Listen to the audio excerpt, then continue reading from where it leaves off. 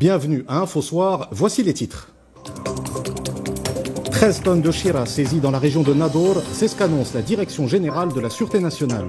Une importante opération de trafic international de drogue est ainsi mise en échec.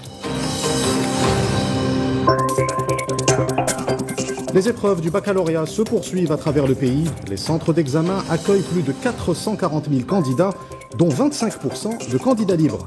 C'est le cas de Ftoum Yousfi, une Tangéroise âgée de 70 ans. Dans la région de Khnifra, l'unique centre de santé du village d'Agelmous n'a plus de médecin. Après le départ à la retraite du seul médecin du centre il y a plus d'un mois, la commune attend toujours l'affectation d'un nouveau praticien. Le Marrakech du Rire débute ce soir. Nous découvrirons les coulisses des préparatifs du festival.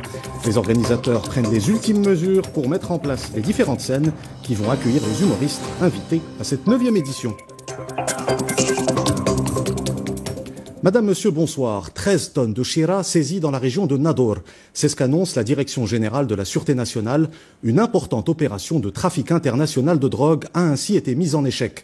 Les quantités de drogue ont été retrouvées à bord d'un camion portant une fausse plaque d'immatriculation dans la commune rurale de Iazen. Reportage Fouad Azouzi et Mohamed Hajoub. Le récit est de Rita Saha. Une prise exceptionnelle. Les autorités ne s'attendaient pas à une telle saisie lors de cette opération réalisée dans le nord du royaume. C'est à bord d'un camion muni d'une fausse plaque d'immatriculation que les près de 13 tonnes de résine de cannabis étaient dissimulées. Un véhicule immobilisé dans la région de Bni Cheguer à une vingtaine de kilomètres de Nador. Durant cette opération, les éléments de la police du royaume ont procédé à l'arrestation de 3 individus ayant des antécédents judiciaires. L'un des suspects faisait d'ailleurs l'objet d'un avis de recherche au niveau national pour organisation d'opérations d'immigration illégale et de traite humaine.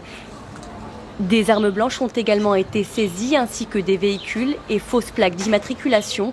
Une enquête a été ouverte pour appréhender toutes les personnes impliquées dans cet important trafic de stupéfiants.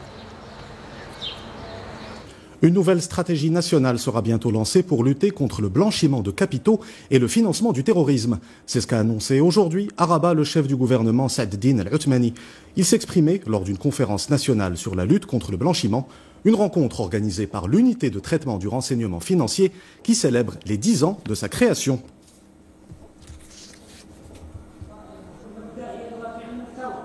Jusqu'à vendredi, les épreuves du baccalauréat se poursuivent à travers le pays. Les centres d'examen accueillent plus de 440 000 candidats, dont 25% de candidats libres. C'est le cas de Ftoum Yousfi, âgée de 70 ans. Cette Tangéroise est la candidate la plus âgée cette année.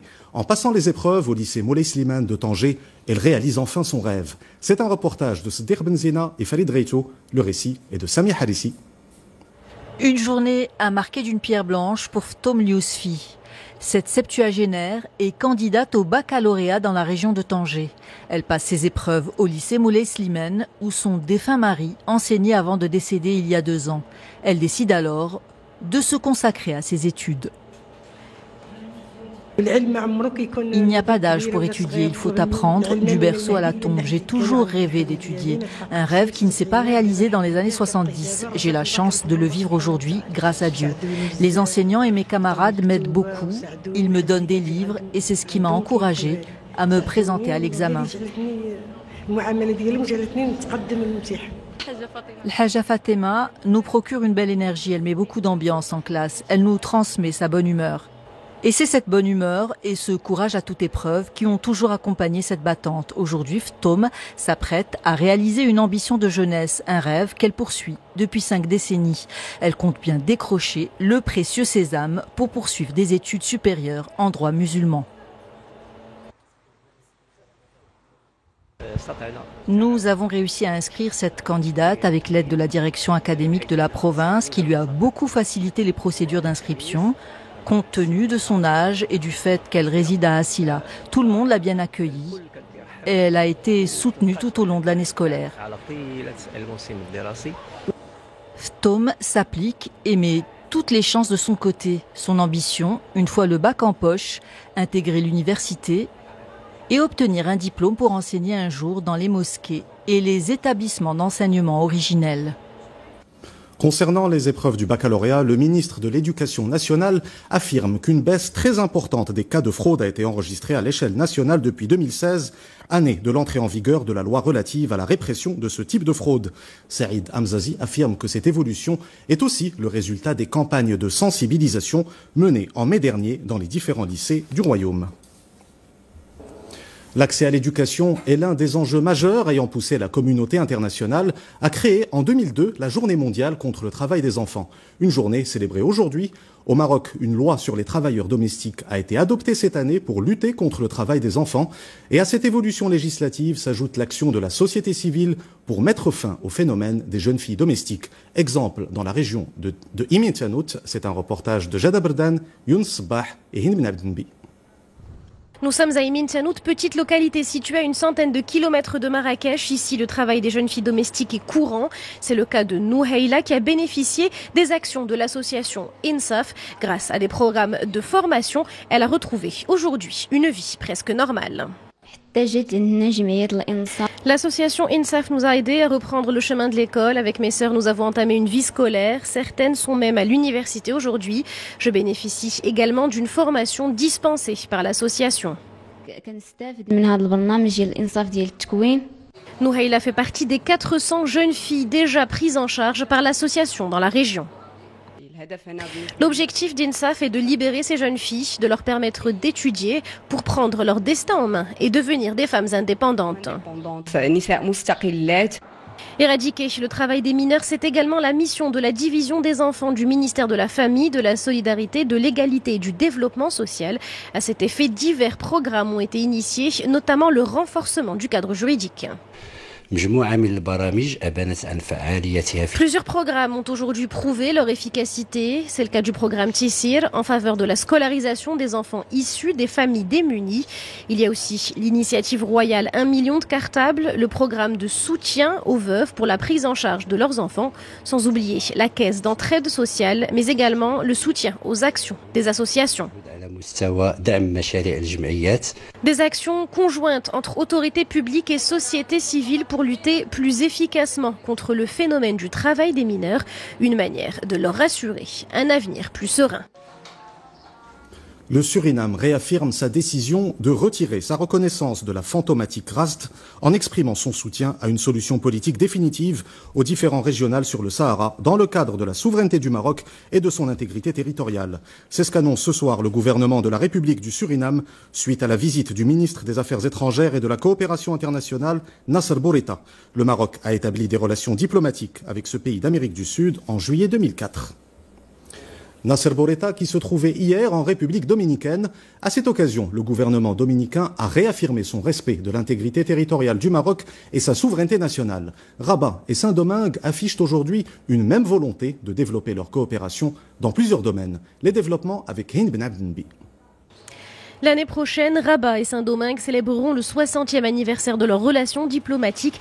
Un contexte prometteur dans lequel le président de la République dominicaine, Danilo Medina, a reçu le ministre des Affaires étrangères et de la coopération internationale. Nasser Bourita lui a transmis un message verbal de Sa Majesté le roi Mohammed VI dans lequel le souverain réaffirme la volonté du royaume de consolider ses relations bilatérales avec la République dominicaine et de hisser le niveau du partenariat entre les deux pays amis. La visite de Nasser Bourita en République dominicaine a également été l'occasion de rencontrer son homologue Miguel Vargas Maldonado et de conclure 2 accords de coopération portant sur les domaines du commerce, des investissements et de la chaîne de production, ainsi que sur l'exemption de visas touristiques et d'affaires en vue de faciliter les voyages des ressortissants des deux pays. Cette réunion de consultation politique a été l'occasion d'aborder différents thèmes qui ont trait aux relations bilatérales entre le Maroc et la République dominicaine. C'est pour nous un réel motif de satisfaction de recevoir notre ami, le ministre des Affaires étrangères du Maroc. Sur le volet politique, la République dominicaine a réaffirmé dans le communiqué final sanctionnant cette visite son respect de l'intégrité territoriale et de la souveraineté nationale du Royaume du Maroc et a exprimé son appui aux efforts du Maroc en vue de parvenir à une solution politique à même de mettre fin au conflit régional du Sahara marocain. La République dominicaine considère également l'initiative d'autonomie présentée par le Royaume en 2007 comme base réaliste et crédible en vue d'une solution négociée entre les parties prenantes à ce dossier. La vie reprend son cours au Soudan après 3 jours de désobéissance civile. Le mouvement de contestation a choisi de reprendre les négociations avec les militaires pour décider de l'avenir politique du pays. Les contestataires continuent de réclamer un transfert du pouvoir à une autorité civile. Le Soudan est dirigé par un conseil militaire de transition depuis le 11 avril dernier, date de la destitution du président Omar al-Bashir. Au Mali, le bilan de la tuerie perpétrée dans un village du centre du pays a été revu à la baisse. Il est désormais de 35 morts, dont 24 enfants. Un premier bilan faisait état d'une centaine de victimes. Les autorités maliennes craignent aujourd'hui le déclenchement d'affrontements interethniques. Le gouvernement appelle les Maliens à ne pas tomber dans le piège des représailles et des cycles de violence sans fin. Ritsa Saha. Des maisons incendiées, des animaux abattus. De retour chez eux, les habitants de Dogon n'en reviennent toujours pas. Ici, dans la zone de Bandiagra, au centre du Mali, certains ont tout perdu, mais ont pu retrouver plusieurs membres de leur famille. Des Maliens qui s'étaient enfuis après la tuerie survenue dimanche dans leur village et avaient été donnés pour morts. Les autorités du pays ont d'ailleurs revu à la baisse le nombre de victimes qui était estimé à 95. Selon un nouveau bilan, 35 personnes auraient trouvé la mort lors de ce massacre. Nous demandons à l'État de nous envoyer des militaires pour sécuriser notre village. Nous n'avons plus rien maintenant. Nos enfants et femmes sont tous partis. Actuellement, nous n'avons plus que 5 personnes dans le village. Ces attaques ont été imputées par les habitants du village à des Peuls venus de localités voisines et soupçonnés d'appartenir à des groupes djihadistes. Des actes commis, selon les villageois, en représailles à la tuerie du 23 mars dernier à Ogo-Sagou, attribuée à des chasseurs d'Ogon et qui a fait 160 morts. Nous devons voir la vérité en face. Nous savons que c'est les Peuls qui ont commis cet acte. Ces Peuls viennent de 3 villages, Pula Sigamana, Diankabou et Brinam. Et ce sont eux qui ont tué nos parents. Face à cette escalade de violence, le secrétaire général de l'ONU, Antonio Guterres, a appelé les différentes parties à s'abstenir de représailles. Le Conseil de sécurité des Nations Unies devra d'ailleurs se prononcer le 27 juin prochain sur le mandat de la MINUSMA dans ce pays d'Afrique. Et pour parler de la situation au Mali, nous recevons le professeur Khalid Chegraoui. Monsieur Chegraoui, bonsoir. Bonsoir. Après le massacre d'un village Peul en mars dernier, c'est aujourd'hui l'ethnie Dogon qui est visée au Mali. Comment expliquer cette flambée de violence ? En fait, le Mali vit dans une situation de violence depuis 2012, date à laquelle il y a eu presque disparition de l'État. Il n'y a plus de fonctions régaliennes assumées par la capitale Bamako. Et ça a donné lieu à une sorte d'anarchie terrible, principalement au nord, mais par la suite, ça a couvert tout le territoire national. Aujourd'hui, il y a énormément de luttes, de rivalités, et on est dans un processus et dans un cercle qu'on n'a pas pu briser, celui de la vengeance et de la contre-vengeance, qui est beaucoup plus lié à un certain nombre de groupes ethniques, dites liés plus ou moins au terrorisme, du moment qu'aujourd'hui on qualifie tout musulman d'un terroriste, et principalement tout musulman terroriste, soit il est Touareg, soit il est Peul, et puis il y a le reste qui sont organisés dans des milices d'autodéfense qu'on appelle les Gatia. Et le problème aujourd'hui, c'est que le gouvernement de Bamako, même s'il a pu plus ou moins annuler toutes ces activités, principalement des milices, il paraît qu'il n'y a pas eu de véritable désarmement, il n'y a pas eu de retour de la fonction régalienne de l'État au Mali. Et aujourd'hui, les choses prennent des envergures terribles et on est en train d'aller vers une cascade terrible pour le peuple malien, du moment que l'ensemble des processus de réconciliation n'ont pas réussi, et principalement ceux des interventions étrangères, que ce soit la MINUSMA dirigée par l'ONU et l'Union africaine, ou le G5 qui a été mis en place par la France et qui n'a pas pu jusqu'à aujourd'hui être véritablement fonctionnel dans le territoire malien. Ce qui se passe actuellement au Mali est présenté comme des affrontements intercommunautaires. Mais y a-t-il d'autres raisons à la tension que vit actuellement le pays ? Vous savez, le Mali, c'est des dizaines d'ethnies. Et les ethnies, ce sont des constructions dynamiques qui changent au fur et à mesure du temps, de l'histoire. C'est aussi des identités que les gens construisent autour d'eux-mêmes et c'est la manière avec laquelle ils veulent se définir par rapport aux autres. Mais la réalité, elle est beaucoup plus complexe qu'on le pense. Si on définit aujourd'hui tout terroriste contre les Dogons comme étant un peuple, la vérité est ailleurs. Et comme, bien sûr, quand on parle des Dogons, ils ne sont pas tous chasseurs, ils ne sont pas tous membres des milices des Gatia, ils ne sont pas tous anti-Peul. Au fait, ce sont des gens qui ont vécu pendant des siècles dans une sorte d'association tous. Bien sûr, il y a eu des conflits entre eux et je pense que certains groupes terroristes jusqu'à aujourd'hui arrivent à attiser la haine entre les groupes ethniques du moment qu'ils veulent plus ou moins trouver une certaine légitimité et trouver un espace où ils peuvent plus ou moins faire en sorte que leur idéologie soit régnante dans l'espace. Mais la réalité est que les Peuls, certes, c'est une société musulmane pastorale, mais ça n'a rien à voir avec les Dogons qui sont généralement des chasseurs. Le problème, il est beaucoup plus politique. Et bien sûr, il y a les interventions étrangères et surtout la question du terrorisme qui n'a pas pu trouver solution au sein de l'État malien jusqu'à aujourd'hui. Khalil Chegraoui, merci pour toutes ces explications. Retour au Maroc avec l'ouverture à Marrakech d'une conférence internationale sur la pêche en Méditerranée. Le but de cette rencontre est de renouveler les engagements pris en 2017 par 16 pays du pourtour méditerranéen. Il s'agit de garantir la durabilité des ressources halieutiques en Méditerranée. Direction à présent la région de Khnifra, dans la commune rurale d'Aguelmous. L'unique centre de santé du village n'a plus de médecin. Après le départ à la retraite du seul médecin du centre il y a plus d'un mois, la commune attend toujours l'affectation d'un nouveau praticien. En attendant, un généraliste se rend à Aguelmous 1 à 3 fois par semaine pour traiter les cas les plus urgents. C'est un reportage de Sarah Jabri et Al-Dil Hmini. Depuis le départ à la retraite de l'unique médecin exerçant au sein du centre de santé de la commune rurale d'Aguelmous, les habitants ne savent plus à quel saint se vouer. Cela fait plus d'un mois qu'ils attendent l'affectation en urgence d'un médecin remplaçant. Mon fils a avalé une pièce de monnaie. En l'absence de médecin, j'ai dû l'emmener jusqu'à Khnifra. Il aurait pu y laisser sa vie. Déjà, avec un seul médecin permanent pour toute la commune, ce n'était pas assez. Aujourd'hui, un médecin généraliste vient 1 fois par semaine, en cas d'urgence, qui prendra en charge les patients. Provisoirement, un médecin vient chaque mardi. Une journée n'est pas suffisante pour prendre en charge les centaines de patients qui viennent de toute la commune. Pour ce qui est des femmes enceintes, en l'absence du médecin, en cas de complications pendant l'accouchement, elles doivent être transférées à Khnifra, voire même à Bni Mellal. D'après la délégation provinciale de la santé à Khnifra, un médecin généraliste a été affecté à Aguelmous. Après une absence injustifiée, ce dernier aurait refusé de rejoindre son nouveau poste. Aussitôt, des mesures ont été prises pour remédier momentanément à cette situation. Il a été décidé qu'un généraliste se déplace 3 fois par semaine au centre de santé d'Aguelmous. Plusieurs caravanes médicales pluridisciplinaires seront également organisées, en attendant de trouver un remplaçant aux médecins retraités. Il serait aussi question d'étudier la possibilité de construire un hôpital local à Aguelmous, une commune rurale qui compte aujourd'hui plus de 40 000 habitants.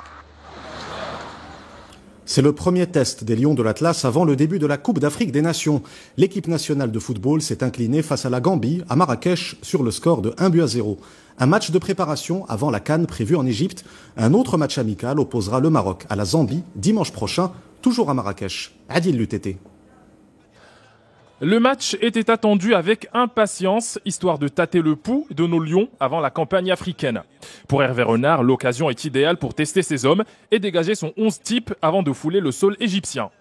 Pour ce faire, le sélectionneur aligne 2 équipes le long des 90 minutes. En première mi-temps, un 11 plus ou moins habituel composé de Bono, Mazraoui, Dirar, Seiss, Ben Atiya, Ahmadi, Boussoufa et Belhenda, ainsi que Ziyech, Boufal et Boutayeb. Ce premier contingent se crée quelques occasions mais manque cruellement d'efficacité. En revanche, les Scorpions de Gambie guettent avant de planter leur dard à la 27e minute, but de Moussa Barrow. Renard a plus d'un tour dans son sac. Il métamorphose complètement son équipe. 11 nouveaux joueurs foulent la pelouse. Parmi eux, le meilleur buteur du championnat saoudien. Abdelrazak Hamdallah n'a besoin que de quelques secondes pour se mettre en évidence. Les tentatives marocaines s'avèrent infructueuses en deuxième mi-temps.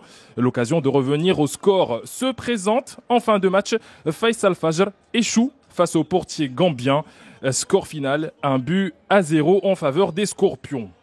Les Lions doivent revenir dans leur tanière pour tirer les bons enseignements de cette confrontation avant la deuxième opposition qui les mettra aux prises face à la Zambie, à une autre nation non qualifiée pour la Coupe d'Afrique des Nations. Pour clôturer cette édition, je vous invite à découvrir les coulisses des préparatifs du Marrakech du Rire. Le festival débute ce soir. Les organisateurs prennent les ultimes mesures pour mettre en place les différentes scènes qui vont accueillir les humoristes invités à cette 9e édition. Reportage Isa Sharqi et Mohamed Chahima. L'heure est aux derniers ajustements pour l'équipe du Marrakech du Rire, une organisation colossale à laquelle ont participé plus de 350 personnes. Éclairage, mise en place du décor et réglages techniques, le moindre détail compte. C'est énormément de personnes sur le site, plus de 500 personnes sur l'organisation, entre les artistes, la logistique, l'organisation, qui sont là avec plein de monde pour monter avec toute la technique. Pour cette 9e édition, plus de 40 artistes francophones et arabophones se produiront sur plusieurs scènes de la cité Ocre. Et au programme ce soir, le show de la troupe marocaine Humouraji au Palais Bdié. Ce soir, c'est la grande première de cette 9e édition avec Humouraji, qui est également la première fois que nous recevons Humouraji. Nous sommes très fiers aussi de faire une vraie collaboration entre la France et le Maroc sur notre programmation. Nous avons reçu plein d'artistes arabophones dont nous sommes très fiers. Quelques 80 000 spectateurs sont attendus durant les 5 jours du Marrakech du Rire, l'un des festivals les plus attendus de l'année. Avant de nous quitter, je vous rappelle l'une des principales informations de cette édition. 13 tonnes de Shira saisies dans la région de Nador. C'est ce qu'annonce la Direction générale de la Sûreté nationale. Une importante opération de trafic international de drogue a ainsi été mise en échec. C'est la fin de cette édition. Vous retrouvez tout à l'heure Sana Rahimi pour Al Masaïa. Quant à moi, je vous dis à demain. Excellente soirée sur 2M.